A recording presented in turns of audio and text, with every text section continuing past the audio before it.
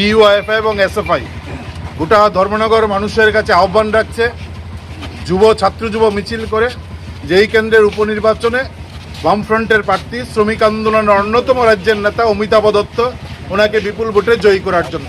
গোটা রাজ্যে যে নেশা জুয়ার রমরমা চলছে, গুন্ডামি চলছে, একই অবস্থা ধর্মনগরে। গোটা ধর্মনগর জুড়ে নেশা জুয়ার রমরমা চলছে, সাংস্কৃতিক ধর্মনগর আজ গুন্ডারাজের ধর্মনগরে পরিণত হয়েছে।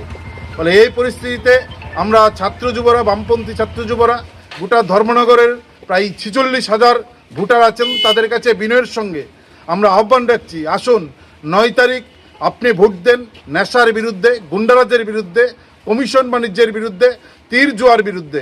আপনার বাচ্চা যে স্কুলে পড়াশোনা করে সেই স্কুলে শিক্ষক নেই, যে স্কুলে রুগীরা, যে হাসপাতালে রুগীরা যাচ্ছে সেখানে ডাক্তার নার্স নেই, পরিষেবা পাচ্ছেন না, রাস্তাঘাটের বেহাল অবস্থা, আর বেকাররা কাজ পাচ্ছেন না, চাকরি নেই।